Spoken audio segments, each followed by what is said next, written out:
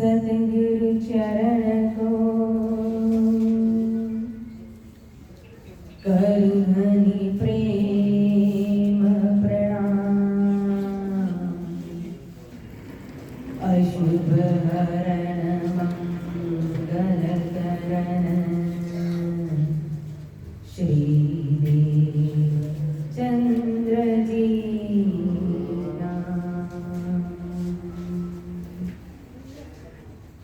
श्री प्राणनाथ निज मूलपति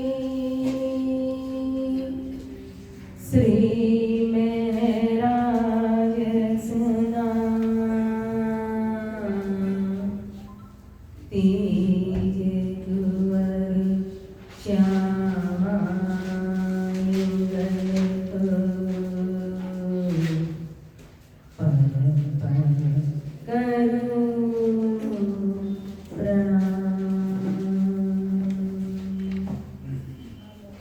प्रथम लागू दो चरण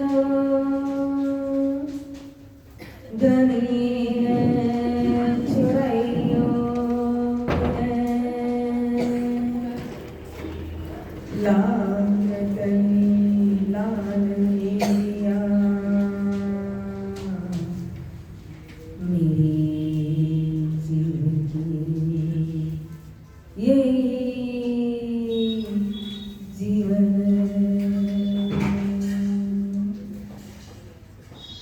इन्हें पातले पड़ी रहो धनी नजरे खोलो बात न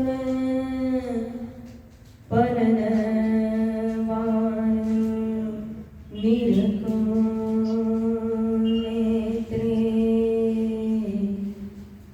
मेरे जीवन की ये जीवन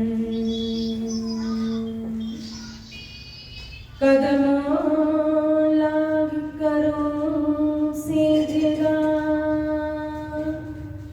पकड़ के दो पाए हुक्म करते माश बीच आशिक के दिल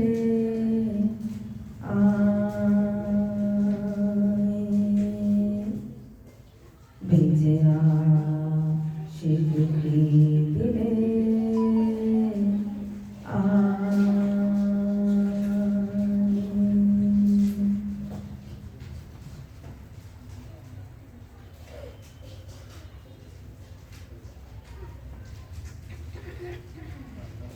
धाम श्री राज सिंह ठाकुराणी जी गुड़गांव या पवित्र धरती हमारे परम आदरणीय परम सम्मानीय श्री घनश्याम त्यागी जी और ममता जी के वहां जो हर मास सत्संग होता है, एक मिल मिलावा कहो जिसमें सभी सुंदर साथ आकर के भजन कीर्तन और सत्संग का लाभ लेते हैं।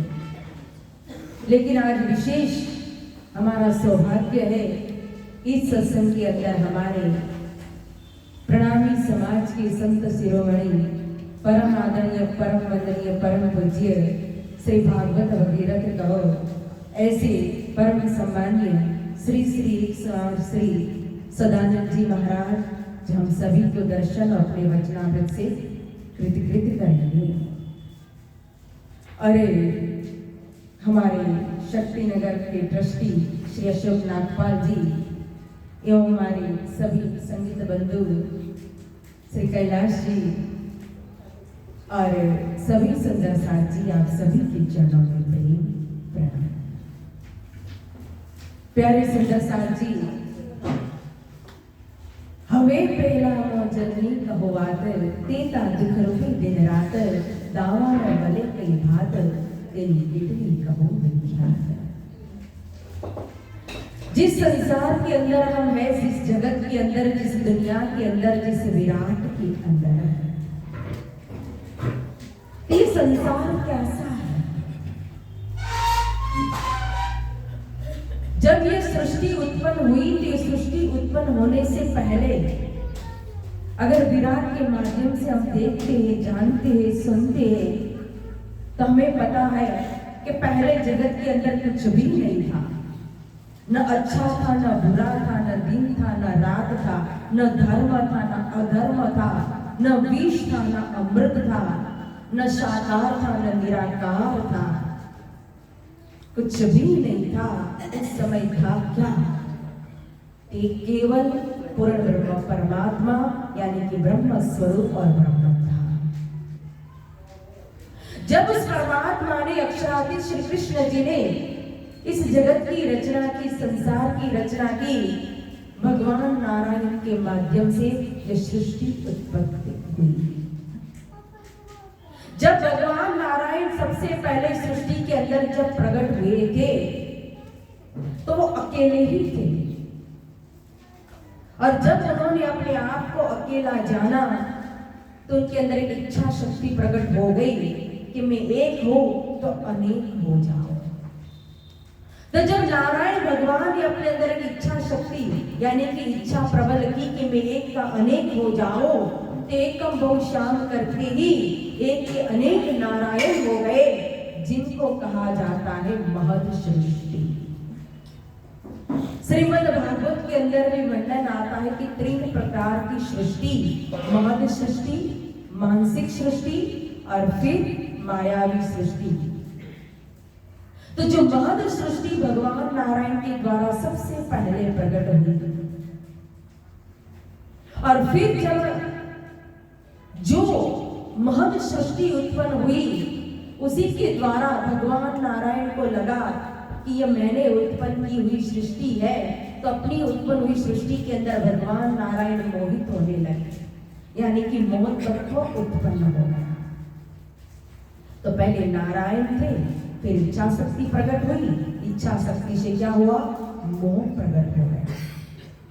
फिर मोह तत्व से देखो तो अहंकार उत्पन्न होता है कि मैंने कुछ तो किया, मेरे द्वारा हम कोई भी कार्य संसार के अंदर करते हैं तो उसके अंदर हमारी क्या होती है? मैं, अभिमान, अहंकार, ये मैंने किया है। हम घर परिवार चलाते हैं तो लगता है कि मैं ही चला रहा हूं। हम कोई कार्य करते तो हमें दान कहो, दक्षिणा कहो, या भजन कहो, भक्ति कहो, ध्यान कहो, सेवा कहो, तो उसके अंदर भी हमें क्या लगता है कि मैंने किया है, तो उसका भी अहंकार आता है। यह भगवान नारायण ने अपने द्वारा सृष्टि उत्पन्न हुई जिसके अंदर वो मोहित होने लगे थे, उस मोह तत्व के द्वारा उन्होंने अपने किए हुए कार्य के अंदर उनको अहंकार उत्पन्न हो गया। तो उसी तरह से हमारी स्टोरी भी भगवान नारायण से कोई अलग नहीं है, क्योंकि सबके अंदर भगवान नारायण का ही जीव है। तो जब जीव एक माँ के गर्भ के अंदर होता है 9 मास, और वो एक पीड़ित, एक कहा जाता है कि गर्भवास यानी कि नरकवास, इतना जीव जो है वो पीड़ित होता है, दुखी होता है। इस दुख से मुक्त होने के लिए वो भगवान से प्रार्थना करता है कि हे भगवान, अब इस पीड़ा से, इस दुख से मुझे मुक्त कर दे। तब भगवान ने इस जीव को यानी कि उस बच्चे को दर्शन देते और कहते हैं कि ठीक है, मैं तुझे इस पीड़ा से मुक्त करके संसार के अंदर, एक दुनिया के अंदर भेजता हूँ, लेकिन पहले आप मुझे वचन दो कि दुनिया के अंदर जा करके मुझे भूलोगे नहीं, और दूसरा आप प्रेम और विश्वास की खेती लगाओगे और फिर मेरे पास वापस आओगे। उस पीड़ा से मुक्त होने के लिए वो जीव भगवान को वचन देता है कि मैं आपको भूलूंगा नहीं और संसार में जा करके प्रेम का बीज बो करके वापस आऊंगा, प्रेम में भक्ति करूंगा। भगवान अंतर ध्यान हो जाते हैं और वो बच्चा फिर जन्म लेता है संसार के अंदर। जैसे ही जीव एक बालक के रूप में कहो या बालिका के रूप में जब प्रकट होता है संसार के अंदर एक तन धारण करके, तो जन्मते ही वो रोने लगता है, इतना चिल्लाता है, रोता है। क्यों रोता है? चिया चिया चिया करके रोने लगा, क्योंकि जो दर्शन उनको गर्भवास के अंदर हुआ रहा था, जो भगवान ने उसे दर्शन दिए, भगवान ने उसे जो वार्तालाप किया, जो जीव ने भगवान को वचन दिया, तो जिन स्वरूप को देखा था वो स्वरूप दुनिया में प्रकट होने के बाद दिखाई नहीं दे रहा है। इसीलिए वो बालक रोने लगता है, जीव तड़पने लगता है, चिया चिया चिया, मतलब कहाँ है वो भगवान, कहाँ है वो भगवान। लेकिन हमारे बुद्धिजीवी डॉक्टर और सिस्टर कहने लगते, बच्चे को भूख लगी है, उसको दूध पिलाओ। अब वो भगवान, जिस भगवान ने दर्शन दिए थे, वो दर्शन की स्मृति जो बालक के अपने हृदय पटल पर है, अपने मनुस्मृति पर है, उसको धीरे धीरे मिटाने में बालक को समय लगता है।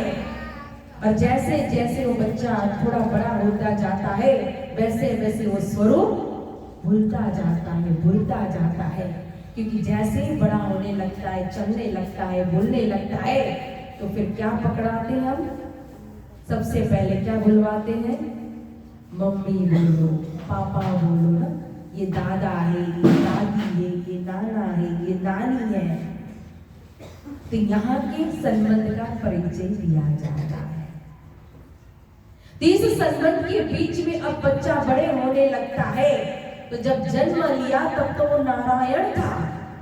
अब जब वो बड़ा होने लगा, बाल्य अवस्था से, कुमार अवस्था से, पौगंडी अवस्था से कहो, जब वो किशोर अवस्था में आ जाता है, युवान अवस्था के अंदर आ जाता है, तो उसके अंदर भी इच्छा शक्ति प्रकट हो जाती है कि अब मुझे जोड़ी बनानी है। तो फिर लड़का लड़की की माता पिता शादी करते हैं। तो पहले एक थे, अब दो हो गए। जब दो हुए तो फिर दो में से एक सृष्टि उत्पन्न होती है, तीसरा यानी कि एक बच्चा पैदा होता है। तो माता और पिता दोनों अपने ही द्वारा उत्पन्न हुई सृष्टि में मोहित होने लगते हैं। माता पिता दोनों का प्यार किसके ऊपर आने लगता है? बच्चे के ऊपर। तो मोह तत्व प्रकट हो गया है। पहले नारायण थे, फिर इच्छा शक्ति, अब मोह तत्व, और मोह तत्व के बाद क्या आता है? अहंकार। अब बालक जैसे जैसे वो बड़ा होता जाएगा, जो भी कार्य करेगा उसका अभिमान किसको आता है? माता पिता को। किसने किया? अरे मेरा बेटा ने किया है, मेरा बेटा डॉक्टर है, मेरा बेटा इंजीनियर है, मेरा बेटा बिजनेसमैन है, वो अमेरिका गया है, वो इतना कमाता, वो ऐसा करता है, वैसा करता है। सारा यश जो है, उस कार्य का अहंकार जो है, वो माता पिता अपने ऊपर लेते हैं। तो जब जन्म हुआ नारायण, तब कितने पग थे? उसके 2 पग थे। जब इच्छा शक्ति प्रकट हुई, जोड़ी बनाई, शादी हो गई, कितने पग हो गए? 4 पग हो गए। फिर उसको एक सृष्टि उत्पन्न हुई, एक बच्चा होता है, तो फिर कितने पग हो गए? 6 पग हो गए। फिर एक बच्चा होता है तो लगता है नहीं, उसके साथ खेलने के लिए एक और चाहिए, एक बेटा है तो एक बेटी चाहिए, एक जोड़ी चाहिए, तो 2 बच्चे तो होने ही चाहिए ना। तो फिर दूसरा आता है, कितने पग हो गए? और 8 पग किसको होते हैं? किसको होते हैं? 84 लाख योनि भगवान ने, परमात्मा ने, श्री कृष्ण जी ने प्रकट की है ना। तो 84 लाख योनि में से कौन सा जीव है जिसको 8 पैर होते हैं? मकड़ी। हाँ, मकड़ी को कितने पैर होते हैं? 8 पैर होते हैं। और मकड़ी क्या करती है? जाली गुथती है, जाली गुथती है, गुथते गुथते गुथते उसी जाली के अंदर क्या जाती है? फंस जाती है। फिर उसमें से बाहर निकलती है? निकल सकती है? उसी जाल के अंदर ही वो मर जाती है, लेकिन बाहर निकल नहीं पाती है। यह हमारी वितके, हमारी कहानी है। देखो, जीव स्वयं मनुष्य जो है अपने आप संसार के अंदर जाली गुथते जाता है, जाली गुथते जाता है, और गुथते गुथते गुथते वो अपनी ही जाल के अंदर ऐसा फंस जाता है कि फिर उसको न भजन करने के लिए समय है, न भक्ति करने के लिए समय है, न सेवा करने के लिए उसके पास समय है, न ध्यान करने के लिए, न कोई साधना करने के लिए। जब दुख होता है तो हमें भगवान की याद आती है, सुख होता है तो किसकी याद आती है? जब पैसे आते हैं तो किसकी याद आती है, और जाते हैं तब किसकी याद आती है? दुख में सुमरन सब करे, सुख में करे न कोई, जो सुख में सुमरन करे तो दुख काहे को होए। और कभी कभी तो हमें ऐसा भी लगता है कि हम भक्ति करते हैं तो हमारे ऊपर दुख ही नहीं आएगा। कभी कभी हमें लगता है कि अरे ये जो है सुंदर साथ जो है इतनी भक्ति करता है, इतनी भक्ति करता है, फिर भी ये दुखी क्यों है, ये पीड़ित क्यों है? क्योंकि हमने मात्र ऐसा विचार बना लिया है कि भक्ति मतलब हमारे दुख को दूर कर देना। भक्ति हमें दुख में आधार देती है, सत्संग हमें मार्गदर्शन देता है, सत्संग हमें सही ज्ञान, सही दिशा देता है, जिससे कि हम बुराई के मार्ग पर न चले।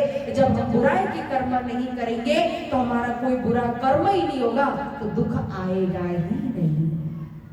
इसलिए भक्ति, अगर बुरे कर्म है हमारे, खराब कर्म है हमारे, तो फिर वो अवश्य हमें उसे काटना ही पड़ेगा, भोगना ही पड़ेगा। लेकिन अगर भक्ति के मार्ग पर चल रहे हैं तो वो हमारा रास्ता सरल बन जाता है। माता कुंती को देखो, 5 पांडवों की माता थी, और 5 पांडव कितने महारथी थे, लेकिन उनके जीवन में हमेशा जब जब दुख आया तब तक कौन खड़े थे? हमेशा कृष्ण उनके साथ खड़े थे। तभी तो जब पूरा राज्य जीत लिया, पांडवों की विजय हो गई, कौरवों की हार हो गई, अब तो सुख के दिन आए थे, लेकिन फिर भी कुंती माता ने सुख को छोड़ करके क्या मांगा? दुख मांगा। क्यों? कि हे केशव, जब जब मेरे जीवन के अंदर दुख था तब आप स्वयं मेरे साथ थे।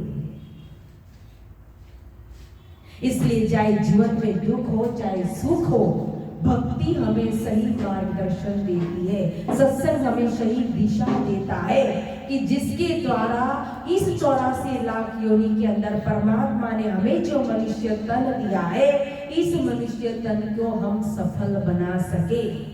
बाकी जीवन तो सभी जी लेते हैं। देखो, वृथा का निगम और पामी पदार्थ चार, उत्तम मान को खंड भरत नो श्रेष्ठ कुली शिरदार। चार पदार्थ उत्तमाति उत्तम कहा है। एक तो भारत भूमि कहा। क्यों?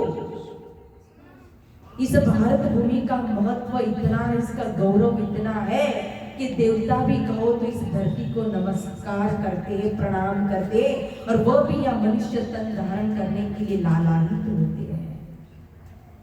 क्योंकि बड़े बड़े ऋषि मुनियों ने कहो अपनी हजारों वर्ष की तपस्या के द्वारा इसको एक तपोभूमि बना दी है।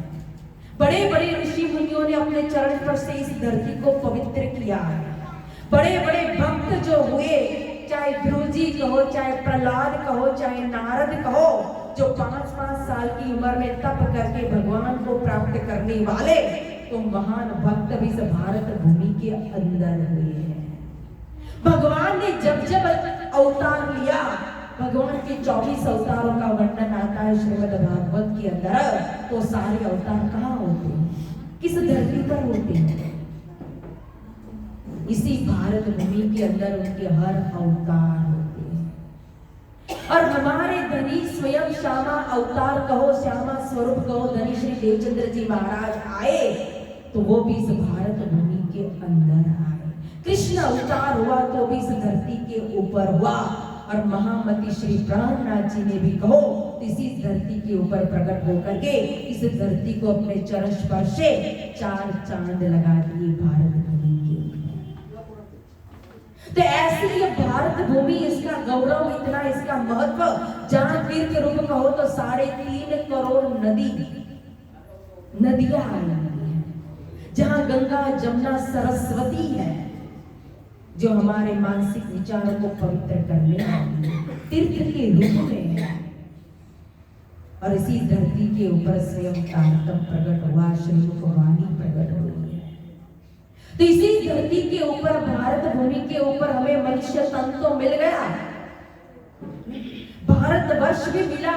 और भारतवर्ष के अंदर 84 लाख योनि में कहो तो मनुष्य तन की विशेषता है, क्योंकि अन्य योनियां कहो सब कुछ कर सकती है, लेकिन भक्ति नहीं कर सकती है और मुक्ति का दरवाजा नहीं खोल सकती है। आहार निद्रा भयम च सामान्य मित शुभी कहा। अन्य योनि जो है वो भी सोती है, हम भी सोते हैं, वो भी खाते हैं, हम भी खाते हैं, वो भी डरते हैं। मनुष्य भी हमेशा मौत से डरता है और वो भी भोग विलास करते, सृष्टि उत्पन्न करते, और मनुष्य भी भोग विलास करता है, सृष्टि उत्पन्न करता है। तो दोनों में अंतर क्या है? प्राणी अन्य योनि और मनुष्य योनि में अंतर क्या रह गया? क्योंकि भक्ति एको बधिको विशेषम, भक्ति ही दोनों को अलग करती है। अगर जो मनुष्य तन प्राप्त होने के बाद अगर हम भक्ति नहीं कर सकते, किसी भी प्रकार का सत्संग नहीं सुन सकते, किसी भी प्रकार की सेवा पूजा नहीं कर सकते हैं, किसी भी प्रकार के धर्म मार्ग पर नहीं चल सकते हैं, तो हमारा मनुष्य होना विफल है। हमारे से तो वो फिर प्राणी अच्छे हैं कि उनको तो हमारे जैसी बुद्धि नहीं दी है, हमारे जैसा तन तो नहीं मिला, तो वो तो कह सकते हैं कि भी हमारे पास वो बुद्धि नहीं थी, हम तो प्रेजेंट में जीने वाले थे, हमारे पास मनुष्य तन नहीं था। लेकिन हम तो वो भी नहीं कह सकते हैं, क्योंकि जब भगवान हमारे पास जब कर्मों का हिसाब लेंगे तो पूछेंगे कि आपने क्या किया मनुष्य तन प्राप्त करने के बाद। हमारे पास जवाब क्या होगा? खाया पिया और भोग विलास किया, जो कुत्ता बिल्ली भी कर लेता है। तो फिर क्या विशेषता? इसलिए मनुष्य तन को सार्थक करने के लिए हमें धर्म मार्ग पर चलना चाहिए, धर्म को धारण करना चाहिए, धर्म के अंदर के नियमों को आचरण करना चाहिए, भक्ति मार्ग पर चलना चाहिए, सत्संग भजन कीर्तन करना चाहिए। तारतम निज नाम पड़ा से सब पड़ा सर्वंत्र का वेद, निज नाम बिना खाली गए पढ़ चारों वेद। तारतम एक ऐसी शक्ति है जो हमारे मनुष्य जीवन को सफल बना देती है। तारतम एक ऐसी शक्ति है जो हमें मुक्ति का दरवाजा खोल देती है। और तारतम एक ऐसी शक्ति है जो स्वयं परमात्मा का साक्षात्कार करा सकती है, परमात्मा को स्वयं प्राप्त करा सकती है। इसीलिए मनुष्य तन के साथ साथ हमें क्या चाहिए? भारत भूमि मिली, मनुष्य तन मिला, और साथ में 28वां कलयुग जब निष्कलंक बुद्ध अवतार होने वाला था, ऐसा युग हमें 28वां कलयुग भी मिला। लेकिन जो हमारे पास तारतम नहीं होगा तो समझ लो ये तीनों व्यर्थ है। ये तीनों को सार्थक करने वाला तारतम है, क्योंकि तारतम तम यानी अंधकार, और अंधकार रूप ये मोजल है, ये संसार, ये सागर है। तो इस संसार सागर में हम अपने परिवार के साथ में करके, आप अपने कहो तो परिवार का भरण पोषण करते हुए, अपनी जिम्मेदारी को निभाते हुए, अपना समाज का कार्य करते हुए हम किस प्रकार से मुक्ति का दरवाजा खोल सकते, किस प्रकार से कहो तो हम महामूल मिलावा तक पहुंच सकते हैं, वो हमें तारतम बताता है, तारतम पहुंचाता है। इसीलिए तीनों को सार्थक करने वाला क्या है? तारतम।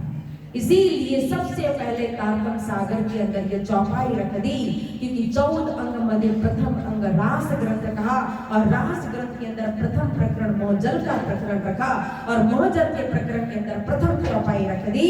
हवे पहला मोहजलनी कहो बात, तेता दिक रूपी दिन रात।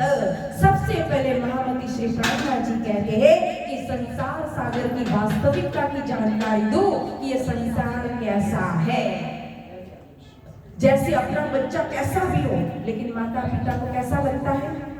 प्यारा ही लगता है। चाहे वो तोतला बोले ना तो भी मिठाई लगता है, वो लात मारे ना तो भी वो प्यारी लगता है, वो गाली दे ना तो भी ममता ही बरसती है। क्यों? क्योंकि अपना लगता है।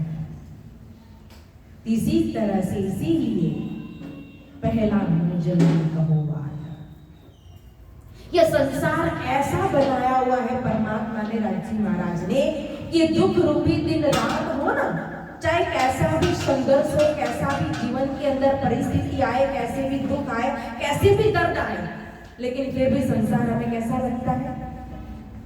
अच्छा ही लगता है, प्यारा ही लगता है। एक बीमार व्यक्ति हो, हॉस्पिटल में कभी जाना है और हॉस्पिटल में ऐसे लोग जो लाचार हो, काफी समय से बीमारी से पीड़ित हो और उनके पास वो कुछ भी कार्य नहीं है, मात्र बेड पर सोना है उनको और 3 टाइम खाना है, लेकिन उनके पास जाकर भी आप उनको पूछो कि भाई कैसा लग रहा है, याद आती है, तन छोड़ना है, मरना है, भगवान के पास जाना है, तो डर जाएगा, वो मौत को स्वीकार नहीं कर सकता है। और उसको जाकर के बोलो कि भाई अब तुम कुछ भी नहीं कर सकते हो, तो राज्य का नाम लो, तारतम का जाप करो, तो व्यक्ति कहेगा कि सब कुछ कर सकता हूं, लेकिन मेरे मुख से राज्य का नाम नहीं निकलता है। क्यों? कभी जीवन में निकाला ही नहीं।